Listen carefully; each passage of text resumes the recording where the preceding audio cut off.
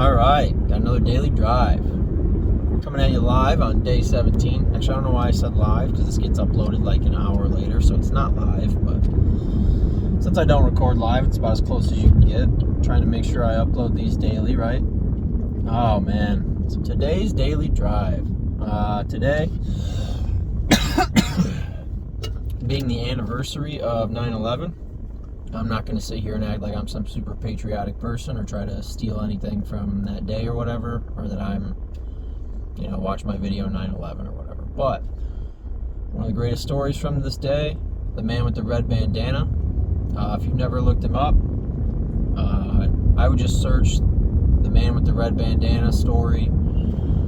His name, Crowther is his last name. I'm drawing a blank on his first name right now, but his last name isn't spelled very friendly for people that are just trying to search something. So I just searched the man with the red bandana. But there's a guy who helped save a lot of lives on 9/11. Just another person working in the Twin Towers that day. I mean, obviously he was a spectacular human being, stand-up guy. He was a hero and all these other great things. So I don't mean to diminish him when I say he was just another person working, but he wasn't a first responder, right? But when everything happened, he gave direction, stepped up, he was a leader, he saved lives. And one of his things that he said, I guess, they say that, there's this group of people on this floor or whatever, and he said, sorry, if you can stand, stand. If you can help others, do so. I think that's what he said, verbatim. But, stepping up at a time when everything is, a plane just crashed into the place where you work. And so to have the presence of mind to not speak, or to not lose your mind, but to speak up and say that, and to lead people and direct people, like, spectacular guy, right? The type of guy you wish you could have met. But his messaging was so simple and so effective. If you can stand, stand. If you can help others, do so. Whatever he said. And like that, I find that to be such a simple principle that if we all used it in our lives a little bit, the world would probably be a better place. I used to tell my package handlers when I was an ops manager, if you see another package handler around you struggling and you can help them, help them. Because they don't want to be bad at their job. Nobody wants to be the person at work that's struggling, right? Like if you got a team of 12 people, everybody there, including whoever it is, knows who the worst person is. Like if you're a team of 10, 12, whatever, and you're all doing X amount of work, we all know who the weakest link is. But that old saying of like a chain is only as strong as its weakest link, right? Like your team's only as strong as its weakest link. And if you're going to have to make up their work or help them get cleaned up or whatever you want to say, like if you're going to have to help do their job anyways, you might as well just help them be more effective. But a lot of people just want to point out how bad that person is, point at them and make sure there's no attention on me. Like, hey, look at how bad my coworker is. Like, wow, that person over there is really struggling. Like, if you're, I don't know, let's say you've got 10 things wrong and they've got 100, nobody's going to notice your 10. Sure, everybody's looking at that 100 over there in that big old pile of a problem. So I would just say, if you can help other people, do so. And remember that nobody takes a job or a role, whatever, and wants to be bad at it. Nobody steps in and is like, oh yeah, I'm taking this spot and I am absolutely going to run it into the ground. I'm buying this small business. Watch me run it into the ground.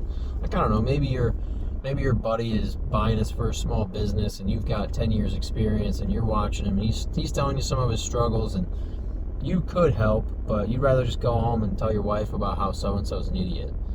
Like, I don't know, man. I don't know why you wouldn't help him out.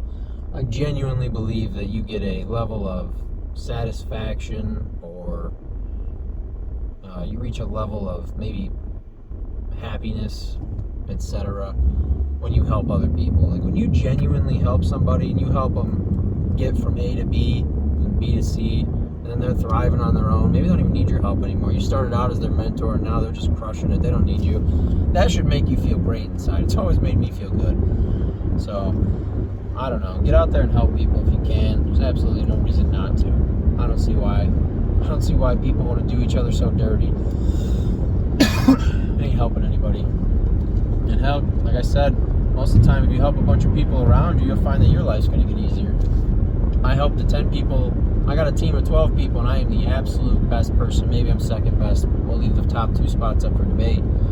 If I help those other 8 or 9 people, and I help them become as competent as I am, to the point where, man, now we don't know who's the second best person anymore. Like, yeah, we got my boy Brad over there, and he's number 1 for sure. But the next 11 on this team of 12, they're all interchangeable because they've done such a great job of working together and getting everyone to that same level of competency and that same level of where we all need to be. What else do we want to talk about on the daily drive today? It's been a pretty good weekend. Friday, had a day with the kids, you know. Went for a walk and just kind of hung out at home in the neighborhood, whatever you want to say. Sometimes though, you just got to get them outside, so I throw them in the stroller and push them around, and I got to get outside too, right? I don't even care if Lincoln just wants to throw his cup every 5 meters. It's better to just be outside than be trapped in the house. So I try to get him outside now, and I got him on Fridays. And Saturday we had the pleasure of going to Sonny's, doing a little trick-or-treating, right? So Steve called Erica that morning and was like, hey, you know, trick-or-treating at Sonny's tonight. And we didn't have any idea. We definitely don't have a costume for the kid yet. So we go to Meijer. We're looking. We're like, and Lincoln pulls out a Woody costume. And then in the back there's a Buzz costume. And boy, oh boy, did he love being Buzz Lightyear. I mean, that kid absolutely was just loving it. I mean, I was too. Nothing better than like that feeling of getting your kid what they want. He puts on that costume and it's got the little fake wings on the back and he's showing everybody his wings. I love that. I mean, I absolutely love like my job, being career driven and wanting to like ascend up the corporate ladder, and I'm really competitive and like all the things that probably would make people at face value question like, man, I bet Mason hates me. Nah, I love it. I love being a dad. I mean, don't get me wrong, like kids restrict things in your life, I guess. Like I can't apply for jobs all across the country like I could a couple years ago, but I mean, nothing beats like getting my kid that Buzz Lightyear costume and watching him go trick-or-treating with his mom and just taking videos and pictures and hanging out with him at the campground and watching him just like be terrified of a giant gorilla suit. Or there was a young man running around in one of those blow-up T-Rex outfits, and Lincoln was terrified of that thing. But it was so funny. Like, it's just another kid in a costume, and he doesn't understand it. He's just, you know, he's not even 2.5, so he's just having the time of his life, running around with his mom, saying trick or treat to people to infinity and beyond, and getting some candy thrown in his bucket. And I was just loading him up with candy because he was staying that night at the campground with the grandparents. So I don't care how much candy he eats. I also loaded myself up with candy and probably ate about 50 pieces, so it was a good time. It was a good Saturday. But Sunday, rolling to work, boy oh boy, did a poop show. Just not what you want to see when you get there from my side of the job. I mean, nothing wrong with the building or the operation or whatever, but if service is not good, then life is not good for Mason. So trying to make sure we can provide whatever support, whatever information I can to help these guys be successful. That's one thing I find too, is like, why wouldn't, like, I've worked with people that are like out to get other people. Like, oh man, that guy's a bum, I can't wait to terminate him, or I can't wait to, I should say, push them for termination, or whatever the hell people would say. But they're looking at that and they're like, oh man, that guy, he calls off all the time, he's such a problem, or whatever. But like, you talk to this human being, this individual for 10 minutes and you find out that like, yeah, his daughter just got diagnosed with a kidney condition a couple weeks ago, paying out the wazoo for these prescriptions to get his daughter on. And maybe you find out, you know, like I've made this mistake of being so like, hey, like, tell me what's going on, and then just boom, you just get hit blindsided by like, I gotta tell you the truth, Mason. Like, I got kicked out of my house last week. I've been living out of my car, and my car broke down. I tried to walk here yesterday, but by the time I got here, it was 7 a.m. And I just, I've been hanging out at the gas stations, and I was at Wendy's across the street for a little bit, and I came back, and I just picked up an extra shift, and I don't really have anywhere to go right now. And like, meanwhile, like, somebody at face value just says like, oh man, this person who we just hired has missed 2 days already. Like, as soon as they hit day 3 and day 4, like, I'm gonna be on them. Like, I can't wait. And I'm like, what kind of approach is that? Like, I'm not saying, like, you might end up having to have the conversation of like, I don't know if we can work together. Like, I don't know if this is the place for you, but like, I do want to help you. Like, I don't know. I guess that's just me wanting to help other people though that I come across. Whereas some people out there would rather just, I don't know, shit on them. It's disappointing when you see it though. Only so much you can do. Another thing though is like, you can't fall into that situation where, like, I think of it as like getting back with somebody that cheated on you. So like, in the workplace, if an employee says all the right things and lies and tells you like, oh man, like I had just like, I had a funeral last week and all this other stuff going on, I'm really sorry I missed my shift, it won't happen again, and they do that great job of selling you on it, and you as a compassionate human being are like, man, I do like this guy, he does do good work when he's here, like I want to try to work with him. Like, don't get taken advantage of, right? Like, somebody shows you who they are enough times and they show you who they are. But that person that was in the first situation that maybe sounded a little extreme to some, it's like, well, I work with somebody for 30 days. Like, I will work with you for 30 days. But if after 30 days you've shown me no signs of being about what you said you were about, well, that's the reason we have an attendance policy or whatever policy we're talking about that is going to be the reason that you aren't going to make it. Or there's a reason that we have company standards that you're just not hitting. Or there's a reason that you need to hit these standards, and I can't accommodate if you don't have any sort of, restrictions that would require me or allow me to accommodate you. So, but I don't know, just don't be straight out ready to go after people all the time. Don't be so ready to crap on people. You never know what people are going through, and you never know what they're dealing with, and you never know that if you just helped them maybe 5 or 10%, if you maybe helped them for all the 30 days and were a little bit more flexible with them, that buy-in that you would maybe get back in return could be tenfold. Let that interest compound. Invest in your people the same way you invest your money. Yeah, most people are picking a lot of safe stocks and everything, but they tell you to have 10% for crypto, right? Super volatile. Highs and lows and lows. Well, maybe 10% of your time investing in people should be investing in people that at first you just threw out, like you totally thought there was the complete lost cause at first.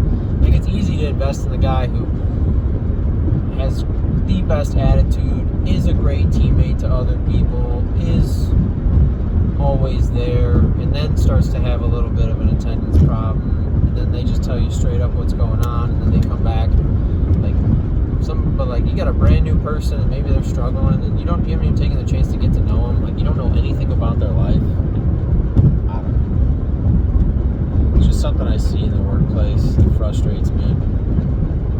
Like, because as a company, when you're talking about like turnover and things like that, you also want to make sure your turnover is like clean and healthy, and that like it's happening, and that the rules and the policies and everything are being followed. So you can't like bend the rules. You're still going to follow the rules, but like all the gray in between that I'll call like, I don't know, okay, so you signed up for 5 days a week and you clearly can't make 5. And while we don't typically have people on 2-day every other week or anything crazy schedules, for 30 days I'm willing to work with you, and I only need you here on Monday, Wednesday, and either Friday or Saturday. You get to pick. But like, once I've worked with you after this 30 days, then you're gonna have to commit to one of these 2 schedules. Like, there's a lot of ways to work with people and document it and just make sure you cover your own butt, but I don't know. I guess you have to actually care.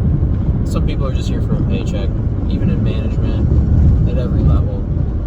I think sometimes people move up, and the farther you move up, the easier it is to get detached from what's going on below you. But like, I don't know. We always look back and remember things how they were for us.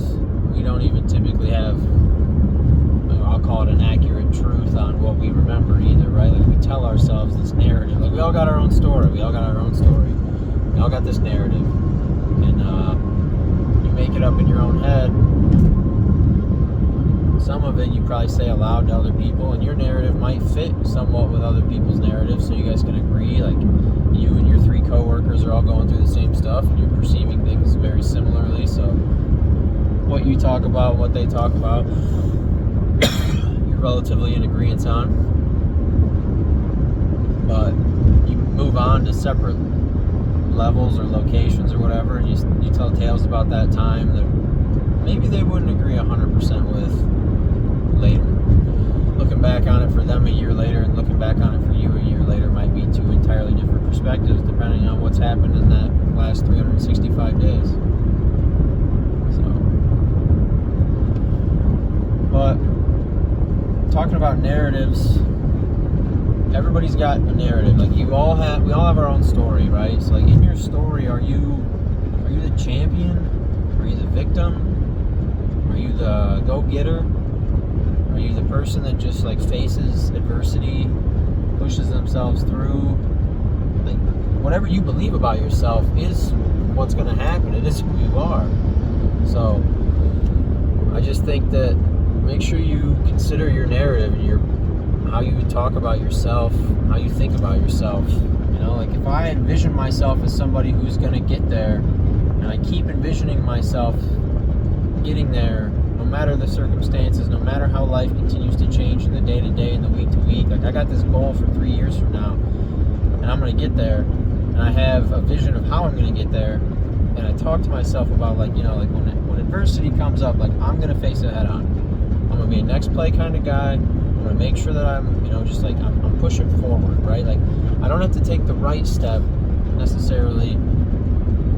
I just have to keep moving forward, and eventually enough of the right steps will occur. Eventually I will have faced whatever problem and beaten it. If I tell myself that like I'm going to learn and be inquisitive and be curious because I know that like knowledge and getting more knowledge, becoming smarter, whatever you want to say, that's a key to success. Like if I say that's going to happen, then I got to make it happen. Like I gotta believe that I'm gonna go make it happen before that first book or whatever is put in front of me.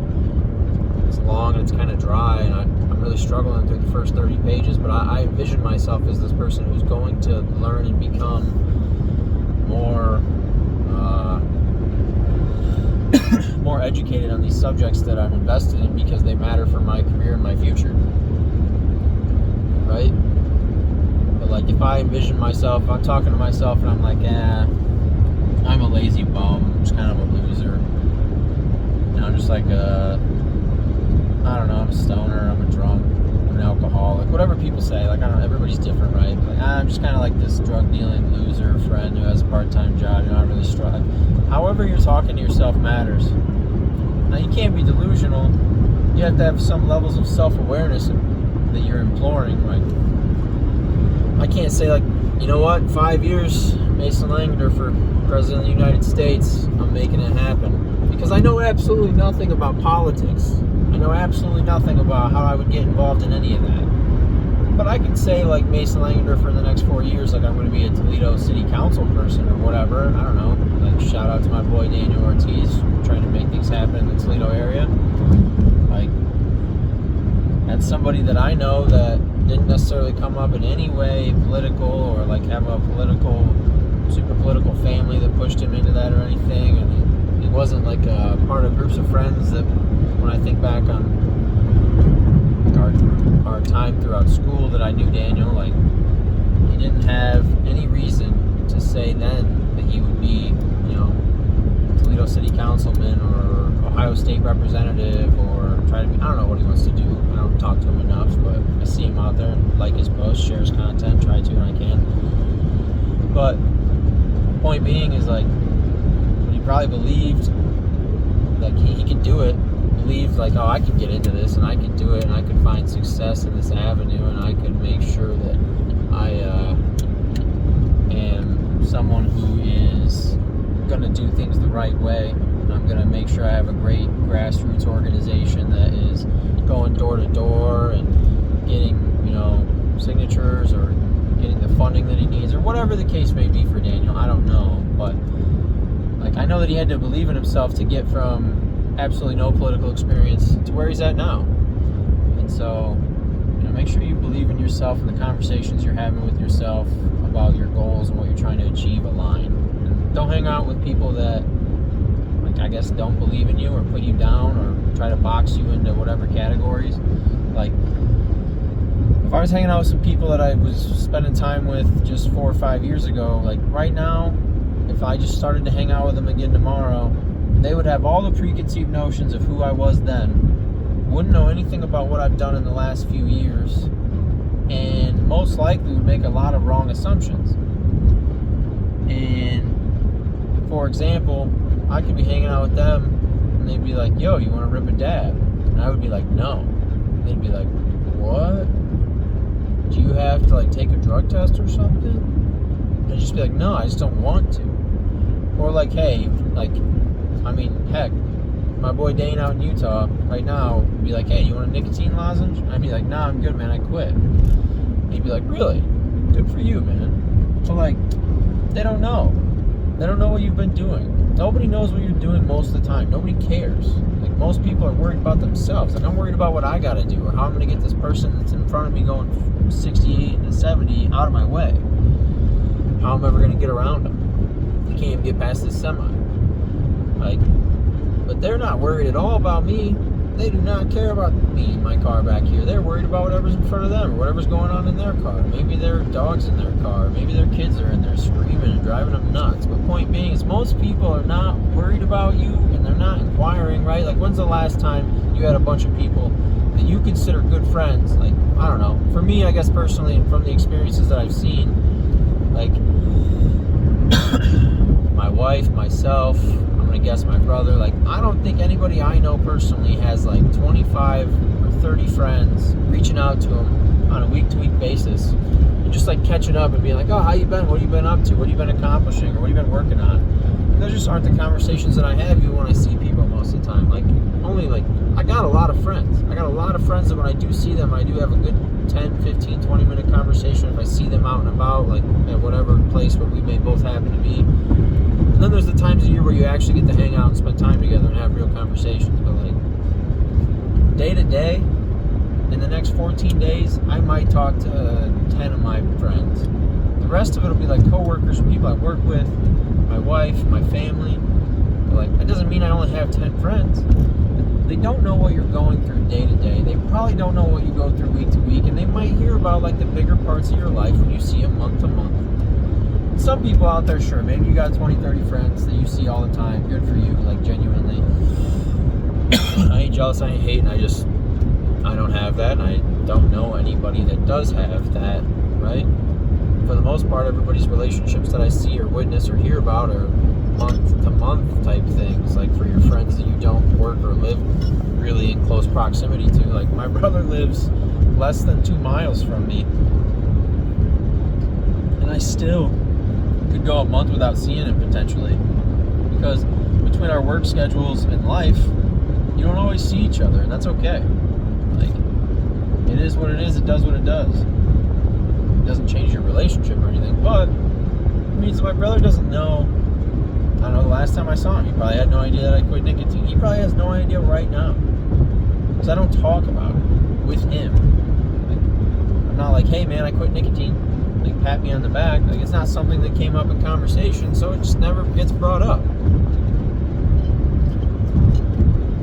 But if I see him tomorrow, he asks me if I want to chew, I'm going to say, no, I'm good, I quit. And then that conversation might occur. But I can go 16 days of quitting, 17, whatever, today, assuming I don't see him today. He doesn't have any idea. Now, I'm not saying that that's like something that you like are going through that's super adverse or whatever, but imagine you've got a friend that were in college with, you're great friends, they had to move for work, or you had to move for work, and like their grandma or their grandpa or whatever got diagnosed with cancer, or I don't know, was about to pass away, or they could have died. And unless something gets shared on Facebook, or they happen to like make sure that you wanted to come, maybe you were close enough to them and their family that they're going to make sure you know because you'd come to the showing or whatever. But like, I got some friends out there that I genuinely feel terrible if anything happened to like their mom, their dad, their grandma, their grandpa, aunts, uncles, whatever, that I've known back when I was a child or in high school, or even those first few years out of high school. You're still more in your tight-knit little community outside of college. But like, I might not know if somebody passes away. Heck, it wasn't that long ago somebody passed away in a car accident, and I don't know, it was like 2 days later when I found out, when if I'd have been, I don't know, could have been 3 years prior to that, just because of how much different life was for me then, I'd have known almost instantly. But, you know, sometimes you don't hear about things or know about things because you don't talk to people as consistently over time. It's hard to maintain relationships when you don't see people physically. So make sure you see your friends. See your friends when you can. Take the time, get out there, go do stuff. If you're a parent, I know it's hard, but find somebody to watch your kids. Go do something with your friends if you can. Go to those weddings. Find a babysitter. Make sure you go into those events, right?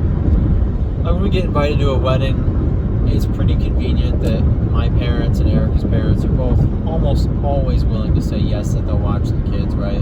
Like I've had stuff come up where we didn't have anyone to watch the kids. Like Erica's parents were out of town and my parents were busy or whatever. And, you know, sometimes I got to say no. But when you can make it happen, make the time to physically go see your friends. Don't just like each other's stuff on Instagram and Facebook.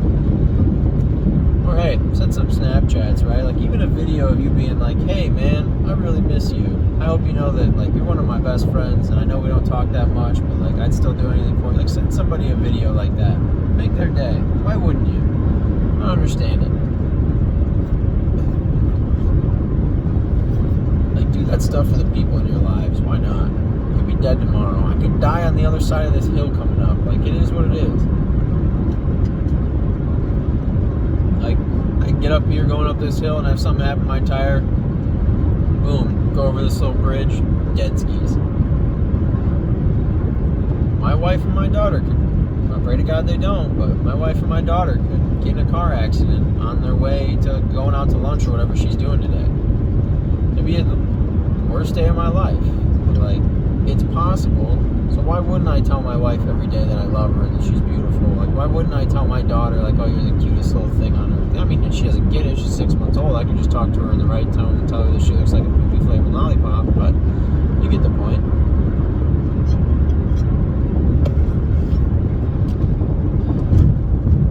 I don't know. I guess just be kind. Like the idea that if you can help somebody at work or in life, and it's feasible for you to do so, like help them. The idea of like believing in yourself, that you gotta be kind to yourself. Be kind to others and be kind to yourself, because the world is hard. Life is hard, the world is hard, it's unforgiving. Nobody cares if you make a mistake. Like if you make mistakes, you gotta own them most of the time all on your own, otherwise it's just never gonna get fixed. So like the world is hard, so be kind to yourself. Alright, I don't really know if I got much else. It's been 30 minutes, which means it's going to take forever for my video to upload anyways. If anybody's watching these, much appreciated. But I don't care, because it's all about day 17, no nicotine. Let's go. See ya.